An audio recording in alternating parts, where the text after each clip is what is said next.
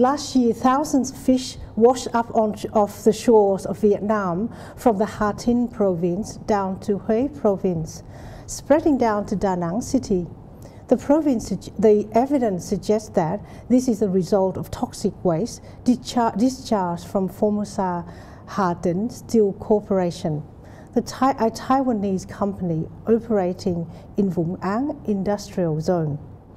The result of this is that local fishermen are now lost a lot of their work and their livelihoods have been compromised. Joining us here today to discuss this issue is Federal Member of Fowler, Mr. Chris Hayes. Good morning, Mr. Chris Hayes. Thank you so much for coming here today to discuss about the issue of environmental disaster in Vietnam in the last year. Sure. Up until now. You have spoken in Parliament last year about these issues. Yes. Can you please inform our viewer of why you're passionate about this issue and how did you get involved? Well, for viewers at SBTN, you'd be aware that early last year, I had a young intern, Tun An Nun. He came to me from Jin Hoi's organisation, Voice, worked with me for a number of months, and he subsequently went back to Vietnam. Now, I think it was around about April, he contacted me to tell me this was starting to occur in Vietnam. He was in that province, so he started detecting these things before it became public knowledge about the degree of the fish kill that was occurring. So he involved me from a very early period of time. And I suppose, given the fact that I have a very large Vietnamese population, as most people are aware, and together with my Vietnamese community, I've taken an ongoing interest in this matter, because I know in Vietnam there are a lot of people, a lot of families who are totally reliant on the fishing industry. And it's not just the fishermen, but it's all the fish processing houses and all that which is impacted. Many, many thousands of people are impacted by this.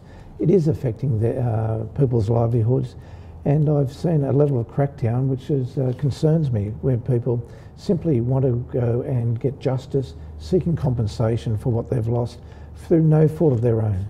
Now, they are things that do concern me. Thank you so much, Mr. Chris Hayes. How has the Formosa environmental disaster impact on the community in Vietnam, and are there any statistics which demonstrate the gravity of this disaster? Well, the Vietnamese government actually provides certain figures, and what they've indicated that there was 7,500 fishing vessels which are directly impacted by this. They also say there's 41,000 individuals, people, who are directly impacted by this disaster, and another 176,000 people which have been indirectly but nevertheless impacted by the disaster, people who work in the fishing industry itself. So look, this actually impacts on many, many local communities, it affects their livelihoods, and it's something that should never ever occurred. And regrettably, this is the result of actions of a Taiwanese-owned company, which is of concern to me too, because I think companies that operate in Taiwan or other Western-owned companies honour or live up to very high environmental standards in their home countries. And it does seem to me here that there's been an effort to take advantage of some of the lax regulations that seem to apply in Vietnam. But nevertheless, this still amounts to the exploiting of not only the environment, but the Vietnamese people. And how do you feel about the fact that many of these commercial entities engaging in toxic waste dumping are foreign-owned companies? And do you think this is also part of the problem? Look, I think what's part of the problem is companies that simply want to go out and make big profits and will prepare to cut corners to do it. But in this case, the corners they're cutting is the livelihoods of Vietnamese people. They go out there, as I say, if they were operating in Taiwan, the Formosa Plastics company that owns Formosa Steel, in Taiwan, they've got to live up to a very, very high environmental standards. they've got to honour all their laws and regulations.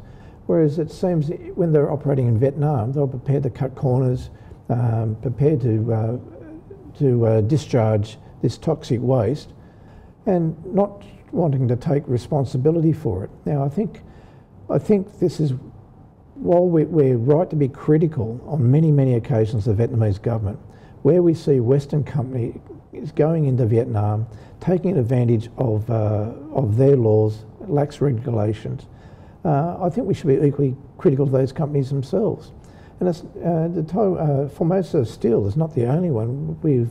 On your program previously, I've discussed issues about the Mai Phong shoe factory, where another foreign-owned company has a strike, but the Vietnamese police go in and arrest strikers, arrest protesters, and effectively do the company's work for them.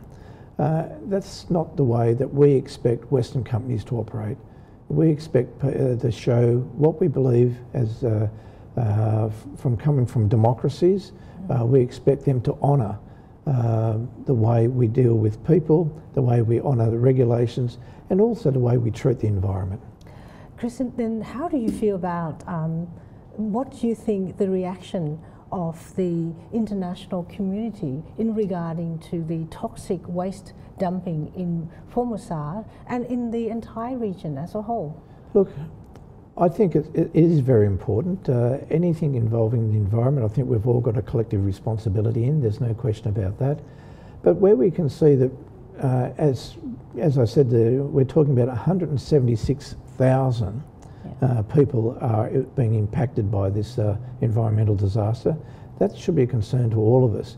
And for the international community, to knowing it's one of those companies that operates in a democracy that has a plant in Vietnam that's done this, I think this reflects on all of us.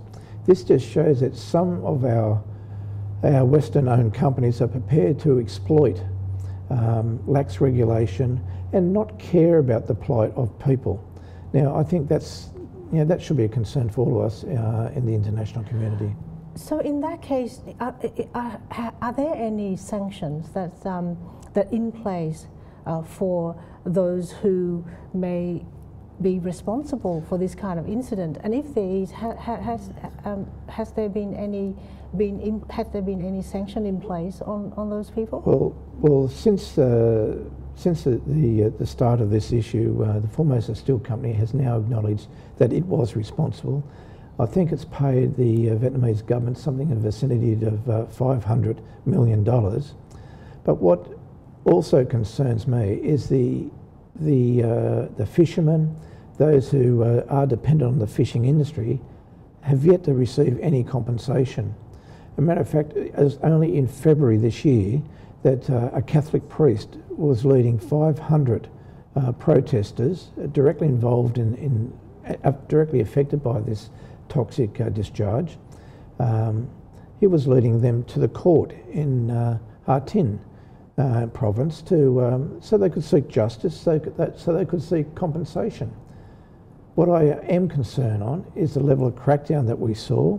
The Vietnamese police stopped the people from being able to proceed to the court. They weren't able to get there, and that just shows me the Vietnamese authorities were more concerned about stopping the protesters seeking compensation than they were about the actual environmental disaster that occurred itself.